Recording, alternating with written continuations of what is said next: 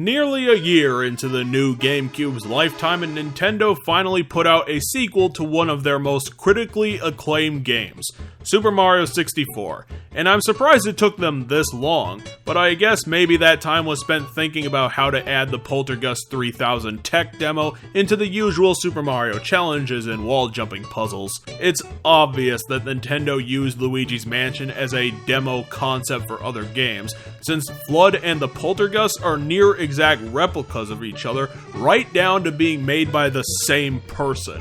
FLUDD is Super Mario Sunshine's unique selling point, since it completely revamped the award-winning Super Mario 64 gameplay into a model that makes more sense with Mario being a plumber. A game where most of the problems are solved by cleaning them up literally using a water pump. That's how the game starts out, with Mario being dropped in the game's demo location and has to kill a polluted piranha plant that was just minding its own business, squidging up the place. After saving the day again, Mario is then taken into the most illegally streamlined trial I've ever seen. Hell, Mario doesn't even get a defense or a word in edgewise to dispute the vandalism claims before being thrown into forced labor where he has to clean up the entire island. Which he was probably gonna do anyway after the actual villain kidnapped his girlfriend, but hey, thanks for ruining my vacation, you piece of shit Piantas. The other thing that Super Mario Sunshine did that can be read quickly in the title is that Nintendo tried to add a ton more character and vibrancy to the original Super Mario 64,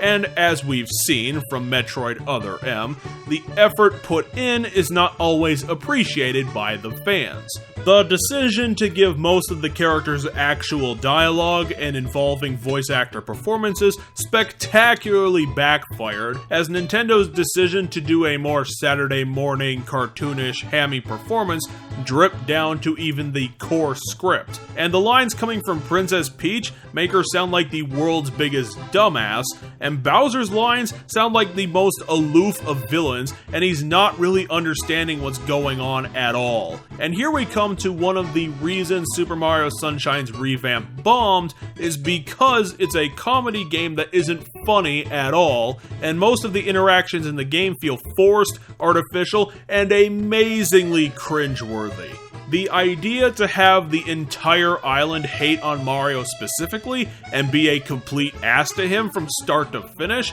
mean that when he's actually doing good things, the only thing he can expect are backhanded compliments at best. So why the fuck should the player care about what happens to Isle Delfino when it's an island populated only by the jackasses from Bikini Bottom? And the other thing is that helping the island boils down to spraying water on things, seemingly because Nintendo somehow forgot why Super Mario 64 was such a fun game, the acrobatic and fun platforming challenges. But instead, we now get to have the joy of one of the sprite challenges being a timed cleaning run, because we haven't done enough of that already. The lack of focus on pure platforming means that Nintendo decided that having a good physics engine was not a priority. Anyone who's even looked at this game knows what I'm talking about, because the bafflingly terrible physics engine of Super Mario Sunshine that makes some sprites almost impossible to get provides a lot of fun for people who want to break it in half for fun glitch videos. In Super Mario 64, the physics of that game were perfect, and Mario would move exactly how you'd want him to, using the tight controls just after you've gotten your 10th star and become familiar with all of his moves. But in Super Mario Sunshine, the physics are a joke, making the simple action of moving Mario around hard to deal with, since you are constantly working against the game you're playing and overcompensating for the random jerkiness of not only the physics, but also the awful camera that doesn't respond quickly to Mario's movements, meaning that when you're doing some jump trick intensive challenges, you'll just have to waste time swinging the camera around Mario slowly, and sometimes the camera will hit invisible walls for no goddamn reason. And this doesn't even cover how awful the controls are in Sunshine when I tell you that basic moves, such as the long jump and backward somersault, aren't included in this game, making that stupid quick turn leap your best bet for getting big air. And guess what? The stupid controls means that every time you perform the move isn't a guarantee, so if you need to jump up somewhere high with a quick turn, you may need to do the move a maximum of 3 times to get it right,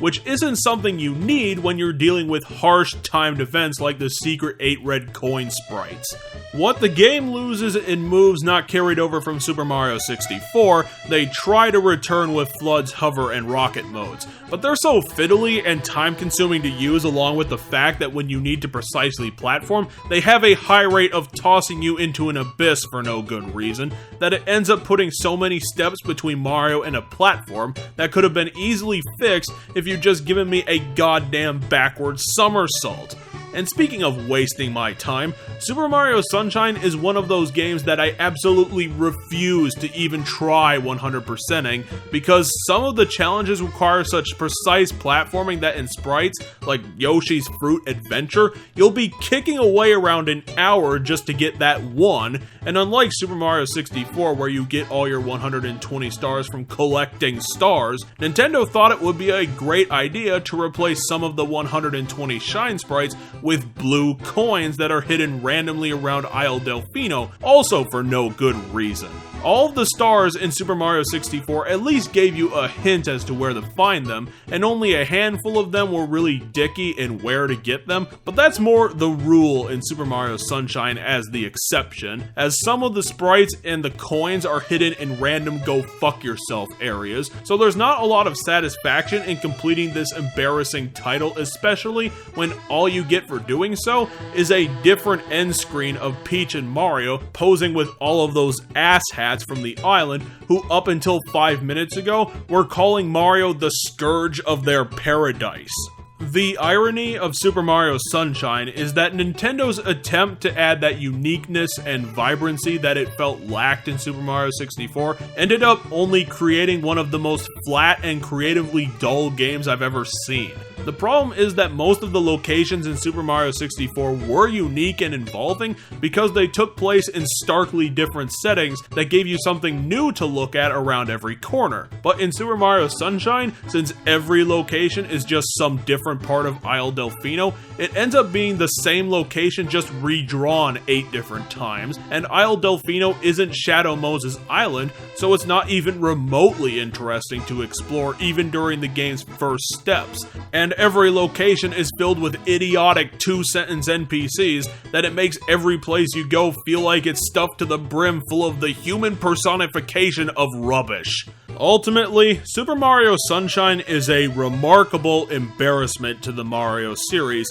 coming from a developer that had no idea why the original was good in the first place, and decided to change everything about Super Mario 64 to chase a unique concept that only smothered the goodwill the original had built up for something that's uncomfortable to play, much less actually finish. The added character and vibrancy only ended up being a constant bore fest full of unlikable characters and examples of the most atrocious voice acting ever put to compact disc, and the lack of a competent physics engine means that the player is constantly fighting the game itself for completion of the sprite challenges, which is required because Sunshine doesn't allow the player to just go after whatever star they want right at the start. Unlike Bowser, who was consistently dogging Mario during Super Mario 64, Sunshine is devolved into the main villain being a Dennis the Menace type, with the big man Bowser only appearing at the end out of the blue for no reason in one of his worst boss fights in 20 years. While the world has moved on from Super Mario Sunshine and regards it as one of the awkward cousins of the series, much better to be ignored, this revamping of good concepts will eventually trouble other grand Nintendo series that will make fans question the longevity of their existence.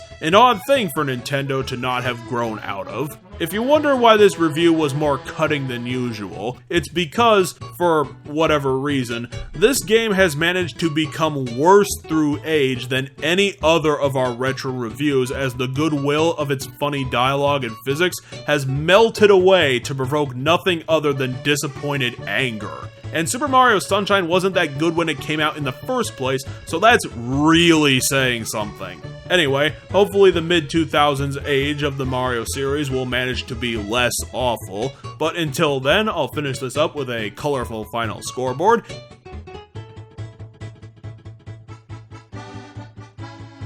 And a sunshiny victory for gamers. See you guys next time.